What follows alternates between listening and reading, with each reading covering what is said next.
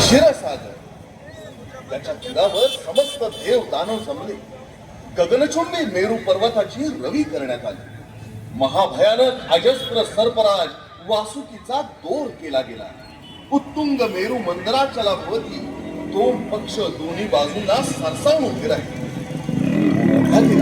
हा आवाढव्य मंदराचल टळमळ. चांचा हल्ला सरसरत एका बाजूला फिरला, तोच दुसऱ्या बाजूनं ओढ बसला. वेग वाढला, तोच अचानक त्याच्या असह्य वजनानं महासागराचा तळ खचू लागला. मंदराचल खाली खाली रुतत चालला. कोणाचा काहीच उपाय चालेना.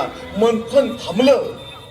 आता पाहता पाहता वैकुंठपतींनी विशाल देही कासवाचं रूप घेतलं. त्या अभेद्य पाठीवर मंदराचल धारण केला आणि महाप्रचंड समुद्र मंथनाला सुरुवात झाली. गरगरत गरगरत क्षीरसागर घुसळून काढू लागला आणि लाटांच्या त्या कल्लोळातून काहीतरी चमकलं आणि गड वर आलं.